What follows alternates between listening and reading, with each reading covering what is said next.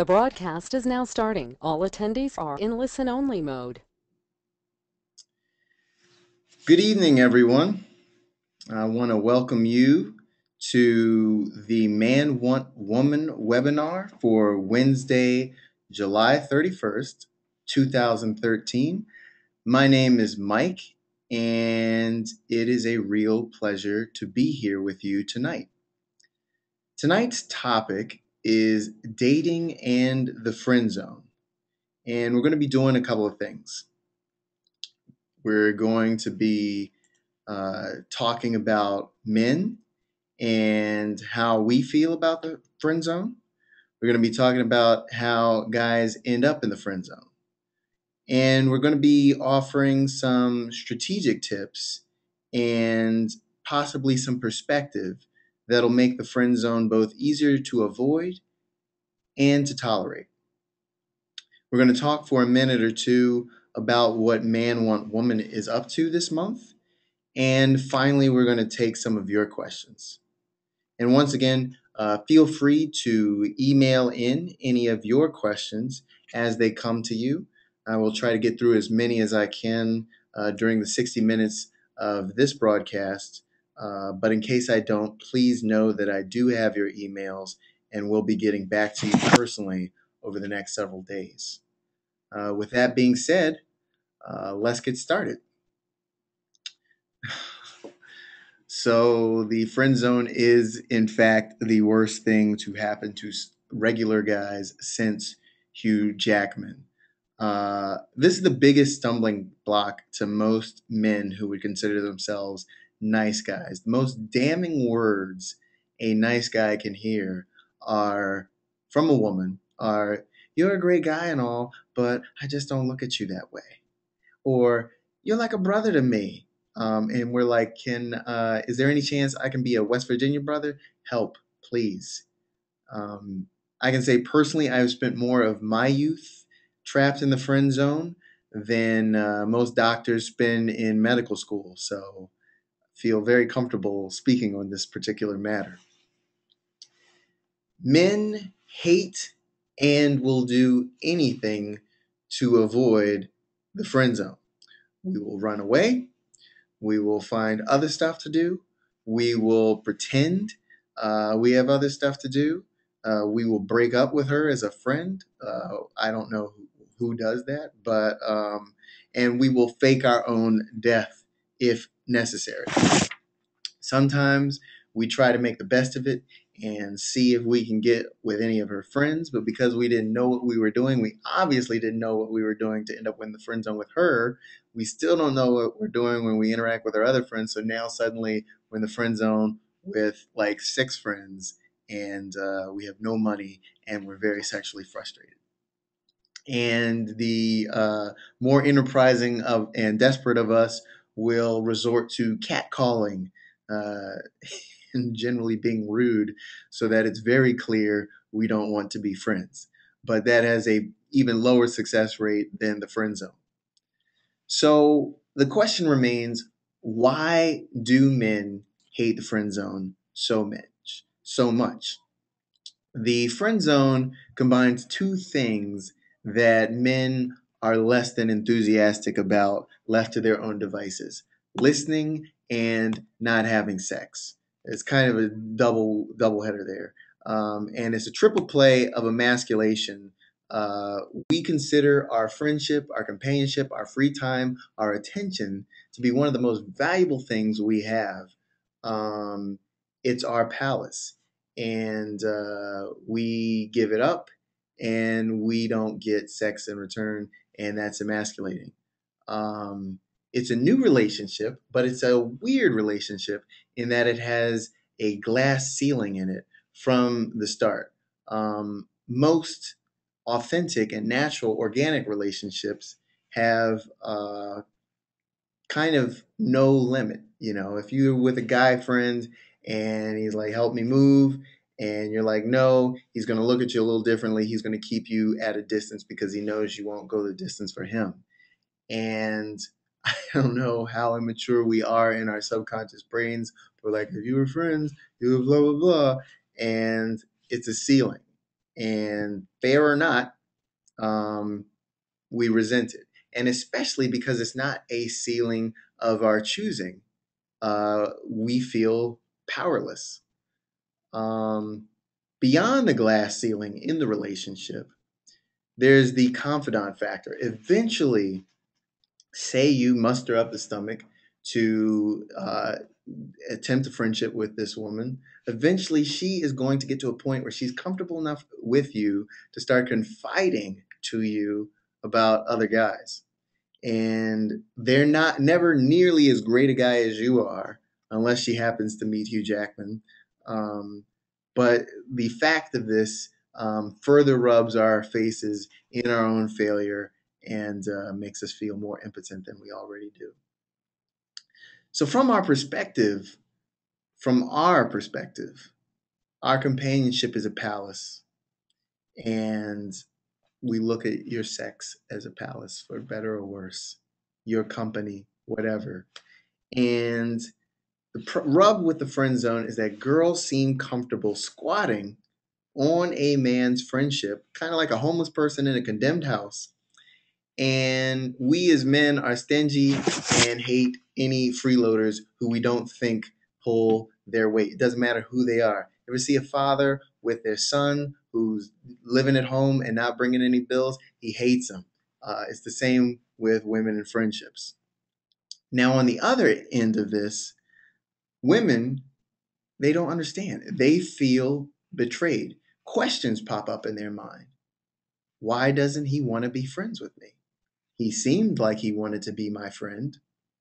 Um, and it raises all sorts of self worth questions. Are people only friendly to me if I'm available for sex? Is my worth as a person or value as a friend entirely dependent on the availability of my vagina?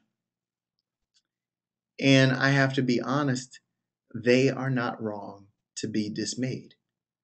Guys would be upset if the only reason people wanted to hang out with them was because of something in their possession.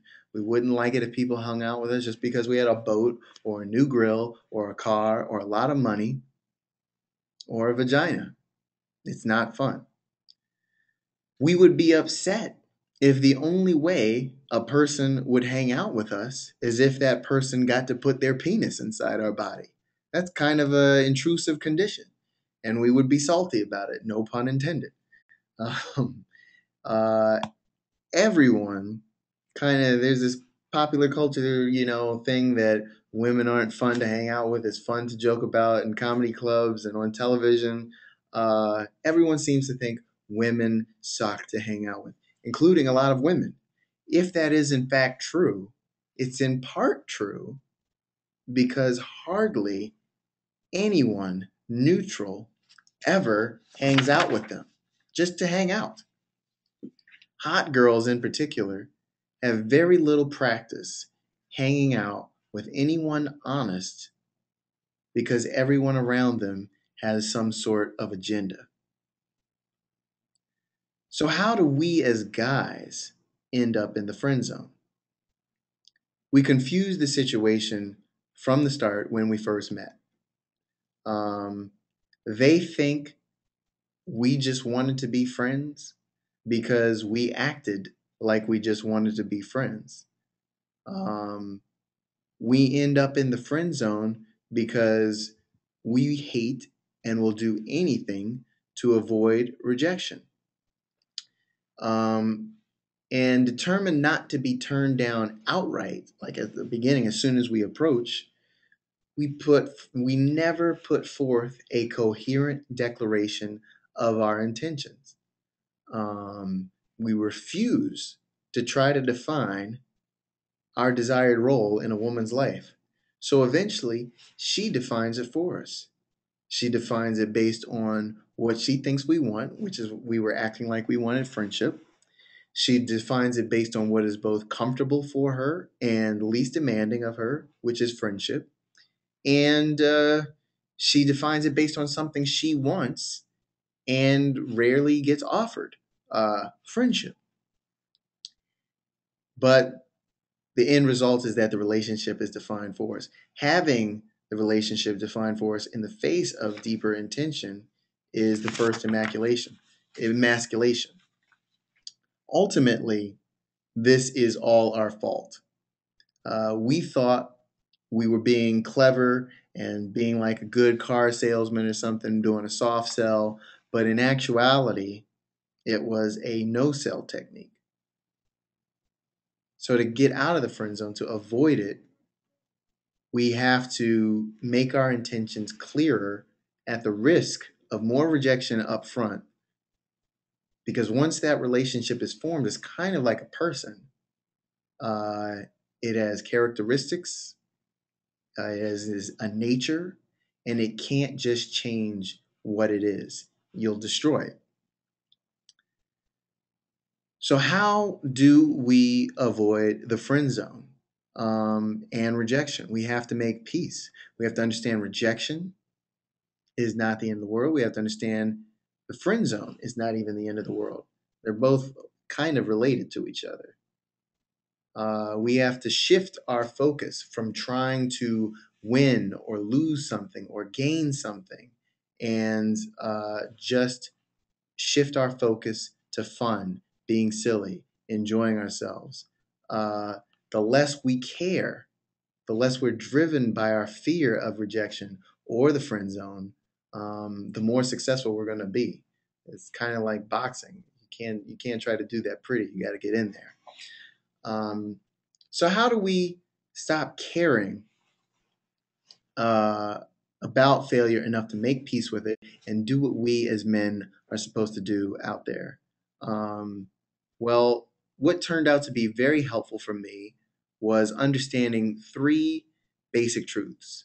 One, you are born a winner. Two, winners, by their nature, find ways to make unadvantageous circumstances work to their advantage.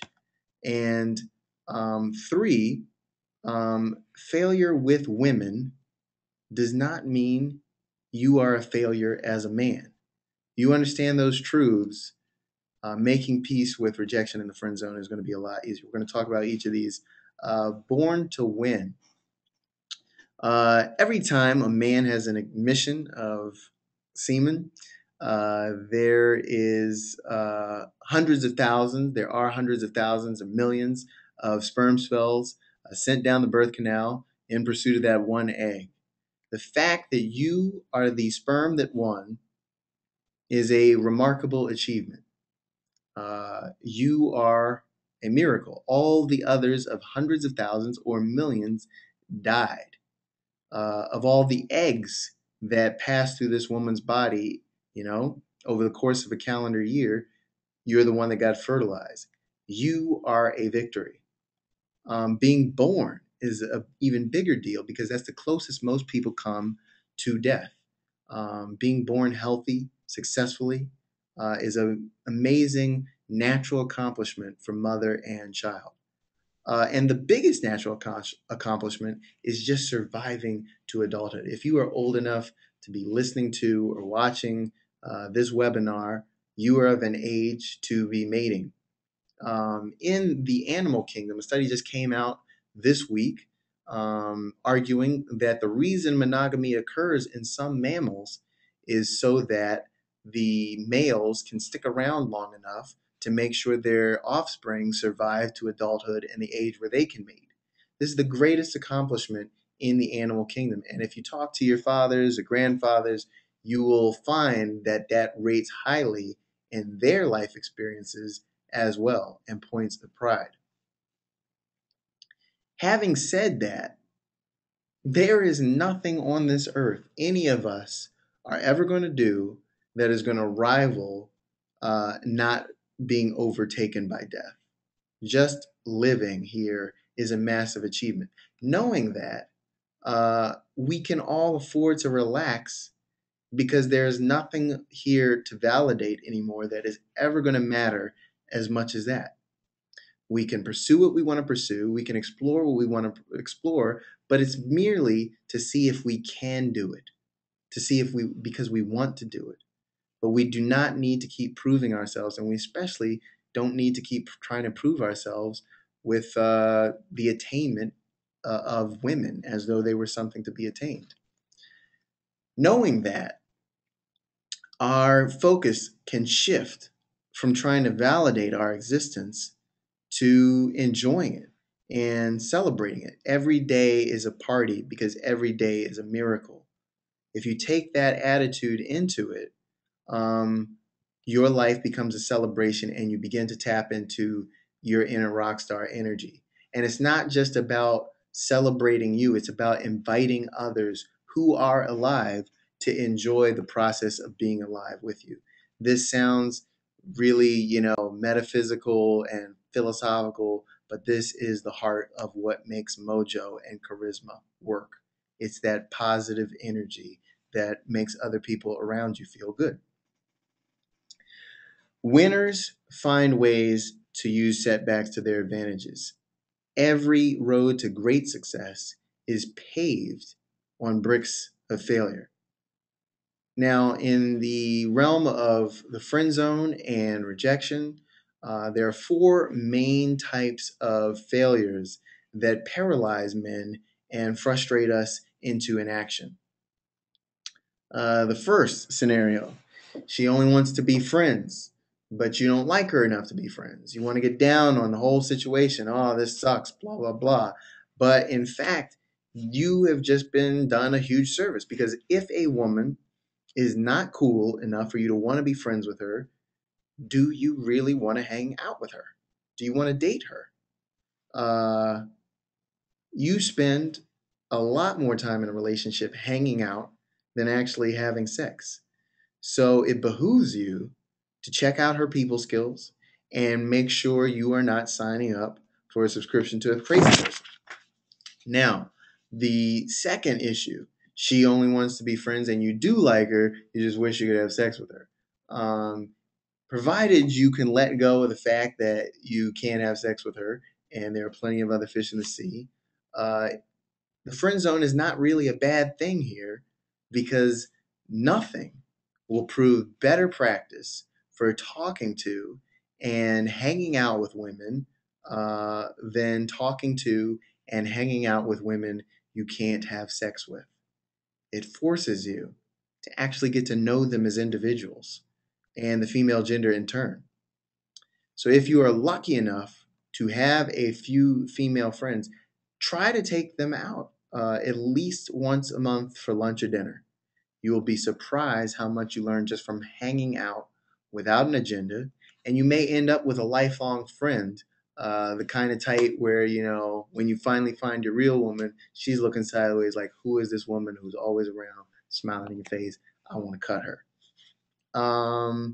Third scenario, she's taken. This is fine. This is no shame.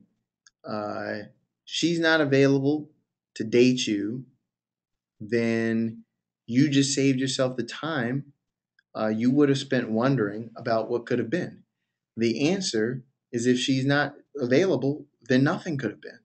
So, having found that out, you are now free to move on and keep your eyes open for what else is out there. And the last, most damning, scenario, she's just not interested. I find this one to be the one that holds us up the most, but it's actually kind of good for us.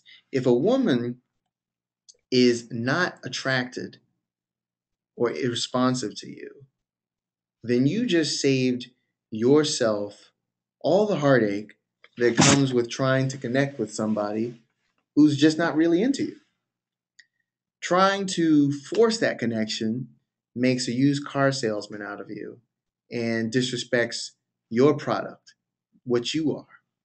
So, having found out that she's not interested, you're free to move on. You're free to keep your eyes open and explore other opportunities. We have to understand a few things about failure and women and our attitude on failing with women. Women are not a prize. They're people. They're not a trophy. They're not a medal. They're not, some certificate that says I'm a man, look at me, I have balls. They're people with hopes, dreams, vulnerabilities, and they're full of crap just like everyone else. That being said, uh, not getting what you want from a woman does not, it cannot affect your status as a winner because there was nothing there to win. You're trying to win an experience? That sounds ridiculous. Uh, no one should be getting worked up over something so ethereal. There's no way that makes you less of a man. The only thing that makes you less of a man is sitting still during opportunity, not trying, not putting yourself out there. So part of uh, getting around the friend zone and rejection is making peace with failure. Um, but more importantly, how do we set ourselves up for success? I would argue it starts with attitude. And the most important attitude is thankfulness. We have to be thankful for every little bit of everything that comes our way in the process. Using the example of trying to, get a girl's phone number, keep it small and be thankful for those small things. It's nice to see you. It's I'm pleased to meet you. It is fun talking to you. It would be fun to see more of you. Thank you or thanks just the same. And when you leave, it was nice meeting you. Understand that you cannot make anyone fall for you. All you can do is offer them a choice. So you just try to offer them the most honest and awesome choice you possibly can. You focus on being enjoyable and warm and making your interest clear. Her interest and warmth will take care of itself as nature and her heart intends. So, how do we make our intentions clear? It starts with engagement. We have a lot of times, guys, especially nice guys, we figure if we just camp out and listen passively, uh, we're going to, win her heart because we were there for her. That's no good. You have to engage. You have to drive the ball. You're listening, but you're also bantering. Um, Listening is, for the other guys. Friends listen, confidants listen, therapists listen, the chumps in the friend zone listen. Suitors banter. They get smacked around a little bit. They engage. They're not afraid of it. You got to have some eye on the tiger on this. The important thing is to put yourself out there, to define your interests before she gets a chance to define them for you. You want to set small goals, um, mindful of her comfort level, and learn to observe those. They're pretty universal. If she starts looking around like a caged animal, she's not feeling whatever you're saying or doing. If she goes out of her way to keep physical space between you two, you need to change your tack. In terms of small goals, break it down into little parts. So, with the first sentence that you say, all you are looking for is a smile, maybe a laugh. If you get a laugh, you are doing awesome. If you get a laugh, maybe you're encouraged to attempt a second sentence. And with that second sentence, your only goal is to see if you can get a verbal response out of her. Maybe she responds and you two begin an exchange. Within the first 2 to 4 minutes of that exchange, you're trying to get a name, just a name. That's your only mission and after your name, you're focused on enjoying the conversation, hinting at your interests, gauging her interest, gauging her availability. When a woman's taken and they sense your interest, they drop the boyfriend or husband card pretty fast or fiance card just to see whether or not you flinch and whether or not you were really interested in being a friend or you were actually suiting them. It's fine to be okay with pursuing them, but make your intentions clear and don't be a jerk about it. Before she leaves that first encounter, assuming she's available, all you want is some contact information. You're not talking about your hopes, your dreams, your future, the wedding you already planned for each other. You just want some contact information. That's it. In our class, actually, we're going to be workshopping a number of general and specific techniques for breaking the ice, flirting, and closing. Uh, Keep your focus on being playful in your banter and flirting. Don't be afraid to make fun of yourself, especially in the context of how she makes you feel. And above all, you cannot get serious. Seriousness comes off as heavy, as desperation.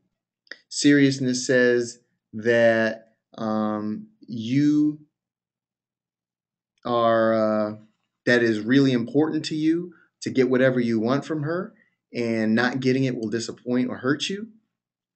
And once she starts thinking about you being disappointed or hurt, you're done. You're an object of pity, not strength. So keep it fun. In your mind, you cannot be hurt. This is all just a game, and you're just playing. You have to feel like you're invincible. That's going to make her feel safe and comfortable, relaxing. Uh, the friend zone is forever. No is necessarily not. What does no mean? A lot of times guys get frustrated because we simply do not understand what no means. We think no means never. Really, it means not right now. We get worked up because we think it's all game over and I don't like this game. This is terrible. Um, and we have two defeatist instincts that kind of, you know, shape how we react in a negative way. The first is to fold and walk away with our tail between our legs and goes, oh, okay, bye, and then disappear.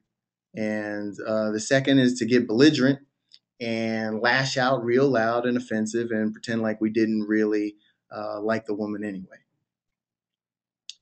You have to finish the way you started.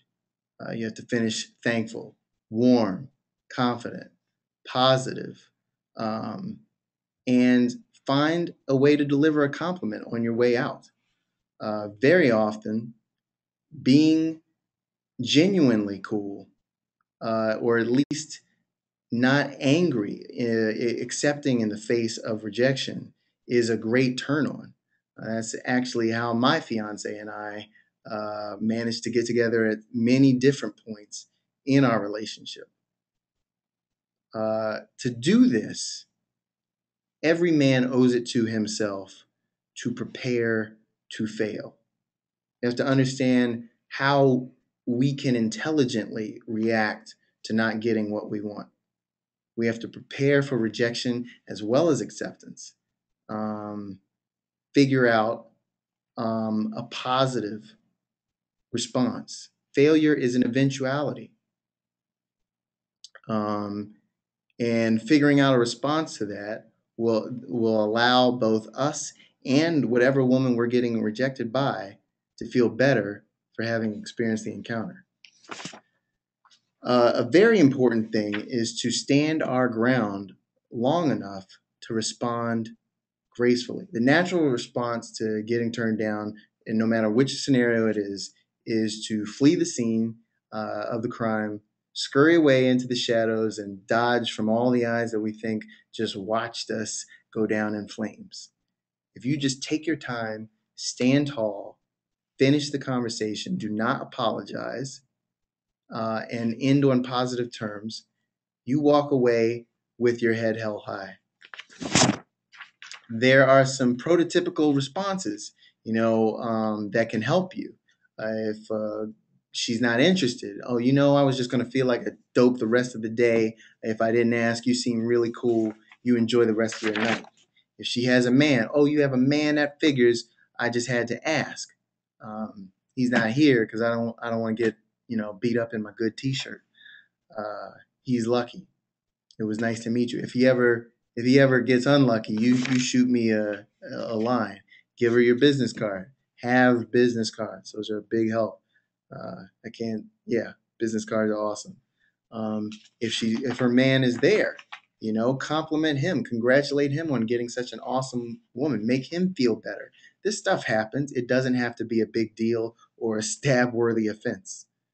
Um, the bottom line is that positive energy has momentum like negative energy. It will carry through to other women you approach, other people in the room, and to the woman and sometimes the guy you're just interacting with. Um, if you run into each other later, you may choose to keep talking. If you This is all one big domino effect. If you prepare yourself for failure, there will be no more reason to worry about failure or rejection. If you aren't worried about it, you're gonna put yourself out there. You're gonna seem more confident.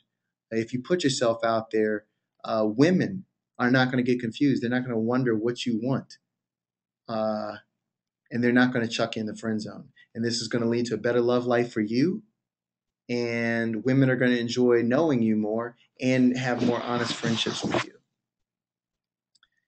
Fundamentally, all of this comes down to a core knowledge of self. You have to know when you go out of the house that you are a man. You don't need to validate that. You don't need to prove that.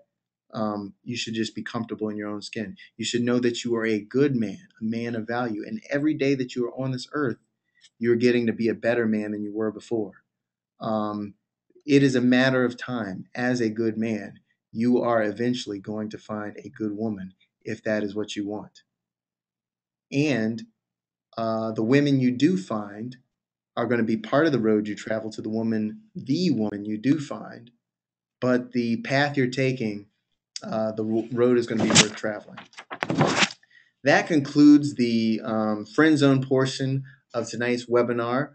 While I have you guys here, I wanted to talk for a minute or two about who we are. We here at Man Want Woman have spent the last several years trying to figure out what goes wrong between men and women. We've been exploring ways of getting things right, uh, not just for men, not just for women, but right for both, and more importantly, right and sustainable. Now, over the course of that research, we found a path for men that we believe will lead to a better love life for men and the women they meet. In light of that, we have a class that'll be starting Tuesdays, August 13th in Tyson's Corner and running for the next 6 weeks. And on Wednesdays in downtown DC near Farragut North Metro, that'll be running for 6 weeks starting on Wednesday, August 14th. From today through August 7th, we're going to be offering an early registration discount of $80 off of our $275 list price for our 6 week class series. That's a savings of almost 30%, so you really do not want to miss out on that. We accept major credit cards, PayPal, and we even have a bill me later option for folks who are interested but have to finish paying those regular monthly bills that hit us all at the top of the month. We're doing small classes so that each participant can get the most out of the experience. With such a small number of seats, you're going to want to secure your seat sooner than later. So don't miss out. It's going to be informative and it's going to be a lot of fun. We have a lot of good things planned for you guys. There's going to be a good amount of grown-up talk, especially in week 5. So don't be surprised when you come out and hear some grown-up things. I think that does it for our sales spiel. So thanks to everyone for listening so far. Now let's take a look at a few of your questions. See here. First up, can I date my friend's ex? Ooh. Yes and no. Yes, it is possible. Not really if you want to keep the friend. Um, think about how you feel when you lose a girl. If she means nothing to you, then it won't mean much if one of your friends dates her. But if you were with her for a while, you kind of want to erase all of her, reminders of her existence. And having one of your buddies show up at parties with that girl is going to rub you the wrong way enough to make you dump the whole circle of friends.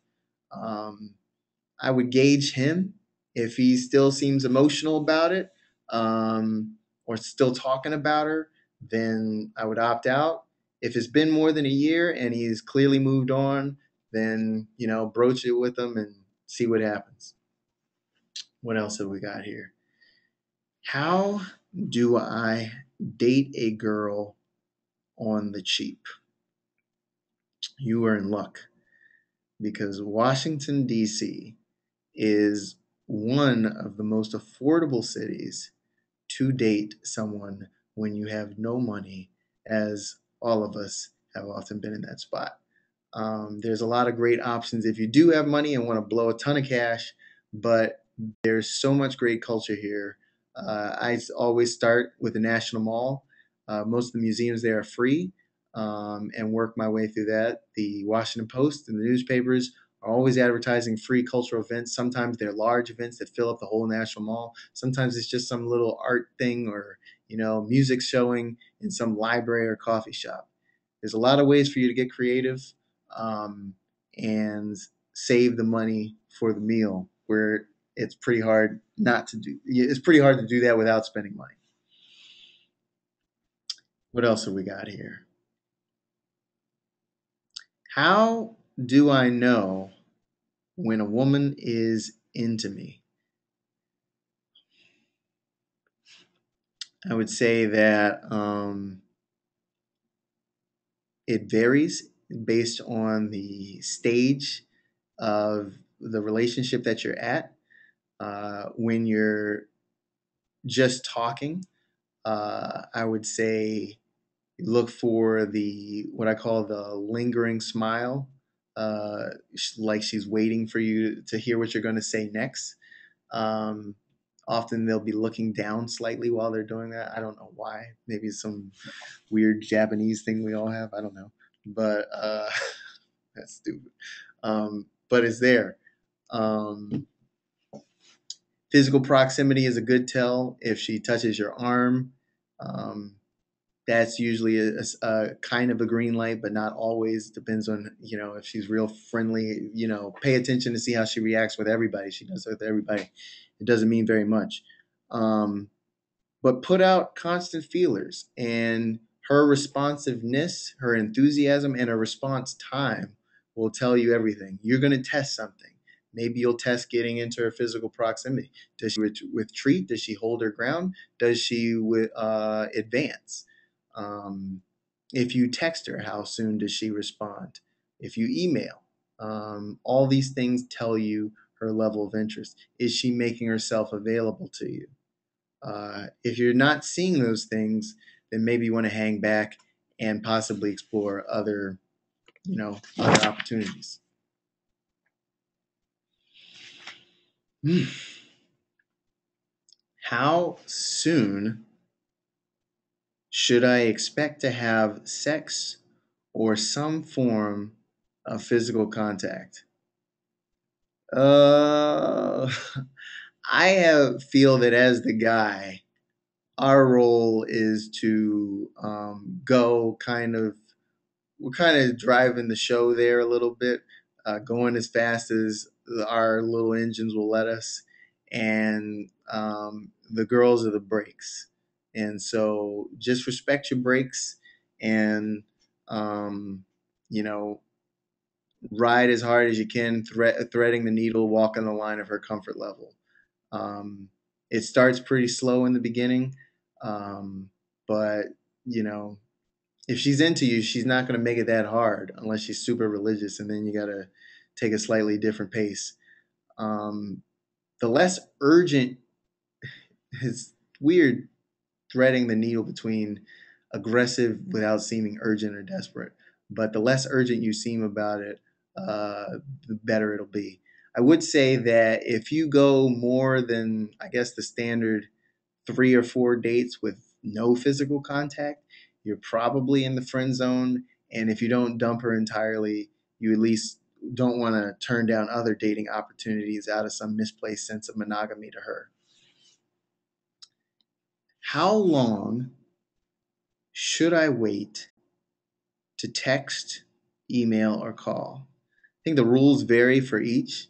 Um, for texting, I'm pretty fast with that. I'll text often when I get home from first meeting you just to say it was nice to meet you. It's a good feeler for me. If she responds immediately, I know that she was interested. And I can gauge by the length of her response the level of her interest. If it's a one word or one sentence response, that's about normal. If she goes on and adds some funny remark or a couple of sentences, I know I'm doing pretty well. Email, usually within the next 24 to 48 hours after meeting. And the main point of the email is to set up a phone call. Nobody really just calls each other anymore, unless they're older. But usually I like to use the email to set up a phone call. For email, you want to know to try to think of a nice, clever, and unassuming subject line. Those are big grabbers. And keep the email short. As you can tell listening to me here, I have a problem with brevity, but when it comes to those opening emails, uh, you can believe I'll be watching those sentences. What else have we got here? How do I date women outside my race? Uh, kind of a big one. I would imagine the rules are kind of the same as how do you date women. You date women by kind of hanging out with them just as cool as you would hanging out with a dude or anyone else. And with a woman, you just treat her like a woman who is in your race, and where the differences come up or where the differences come up. The important thing is not to fetishize her or let yourself be fetishized. If she only likes you because you're whatever you are and you only like her because she looks like this and that, then it's kind of a stupid relationship that's not really going to ever go to a three-dimensional level. The only other thing to know is that you should anticipate, um, some possible friction with the family. But I got to imagine this gets easier in America, at least, with every passing generation. It used to be a big deal, and I don't think most people even care anymore. So it only matters as much as you let it matter. What's next? How do I approach a woman without her friends interfering? A friend of mine came up with a term I'll be using and exploring in our class, called romancing the bar.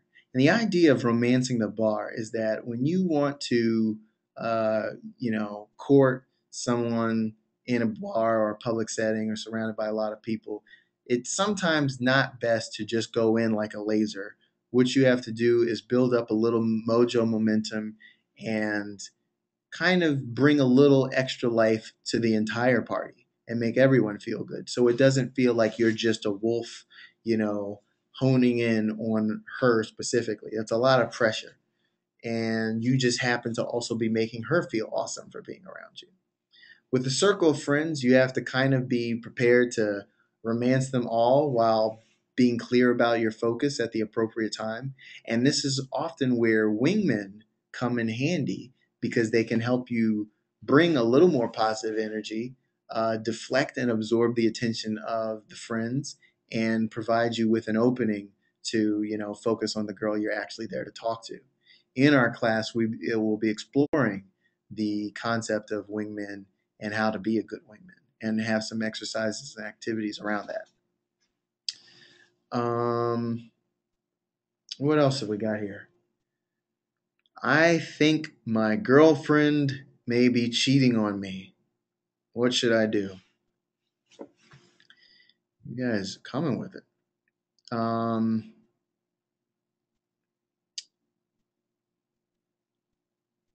I would say insecurity is a cancer on any relationship. And once you go down that road of insecurity, it's kind of done. Whether or not she's cheating on you or not is secondary to whether or not you feel comfortable and safe. And if she is doing things either through her availability or aloofness that make you feel like her interest is waning, that's something you can and should speak to. I don't know about making accusations, but if you feel convinced that she's cheating, don't stick around to find out. Go out on your shield on your own terms and, you know, start over. That's a lot easier said than done. But it sucks having that feeling, and it sucks more to wait around to confirm it. Just, start over, but first speak to it and see what she says, and, you know, see what you can do from there. These are hard. How do I know if a woman is just shy or trying to be nice about rejecting me? This is insensitive, but I would argue that it's the same difference. The point is, you're not getting the chemistry, the momentum, the electricity that you need to have a sustainable dynamic with this woman. You don't have to, kick her to the curb immediately, but it doesn't hurt you to pull back and explore other things. When you pull back, that's the most important time to pay attention. How does she react? Is she curious? Is she upset? Is she jealous? You're not trying to make her jealous, but you are trying to draw her out of that shell, or at least confirm whether or not she's not interested. If she's totally indifferent, then she wasn't that interested and her attention's elsewhere. You saved yourself a lot of time. But a lot of people will camp out with a shy girl for various reasons. And I don't disagree with any of those reasons, but I would just say it's really hit or miss. And you owe it to yourself to kind of play that with a looser hand until you know more about how she feels.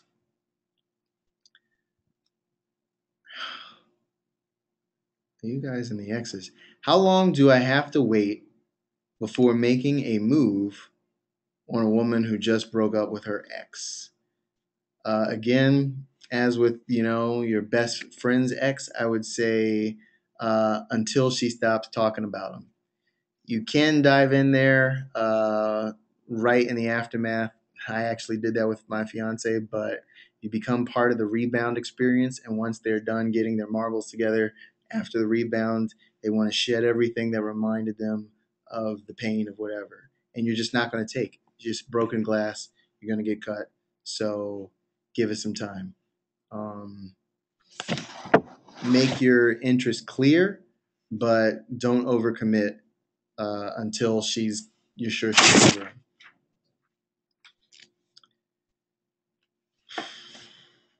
What else do we have here? Um, what is different about dating someone religious? Difficult to say. I've heard, and I don't necessarily disagree, that religious ones are the most proactive in surprising ways. And, if you have the patience to ride that out, that could be worth its while. But uh, you have to walk a different line with respecting their values while still advancing your own interests and not conflicting with your values. I'm looking at the next question here, which seems related. What should I know before trying to date someone of a different religion? And I think the most important thing is to know where you two stand on core issues and fundamentalism. How serious and firm and convicted are you two about different things about your religion? How do you feel about holidays? How do you feel about kids? How do you feel about particular ceremonies? That's not really appropriate to discuss necessarily on a first date, but you'll want to get around to it eventually before it gets too deep in a relationship, because certain things when religion are involved can be a non-starter for different people, and you can save yourself a lot of pain by addressing that stuff head on early on. Oh, questions about man want woman. Is man want woman going to find me a girlfriend? No, we are not that kind of service. We are not Adult Friend Finder. We are not Match.com. What we are is a class and coaching program that is going to teach you a process we're going to teach you how to fish, basically, how to meet more women, meet them on more of your terms, and make you feel like you have some more options than you currently do. Um, our mission is to get you in touch with your inner rock star so that this dating process isn't so painful and heinous. Um, that takes as long as it takes. We think we can teach you what you need to know in 6 weeks, but the process, which will hopefully be enjoyable, it just takes as long as it takes. And who knows how long you'll date any of the women you meet through our process. Do you offer classes for women, or can women take your class? Not at this time. Uh, Understand there's a good deal of interest and we appreciate it. Um, but right now, we simply are not offering class for women because none of us here are women and we don't understand the female perspective. It would not be intelligent for people who have not succeeded in dating as a woman to try to teach women how to date. Um, we offer a blog, which may be of general interest, and our webinar is open to all, but our classes, for the sake of candor between the students and the instructor, we're going to keep those as single sex. Um, I think that does it for the questions. Looking at our clock here, we're closing in on 53 minutes. And seems like that's as good a time as any to wrap it up. I want to thank all of you who were able to join us tonight. It has been a real pleasure to share this evening with you. And to those of you who are not able to be here for the live webinar, but ended up listening to this recording later, thanks for checking in and thanks for taking the time to listen. We hope some of this was helpful. We appreciate all of your interest and support and look forward to seeing some of you in the weeks to come. Thanks again to everybody and have a good night.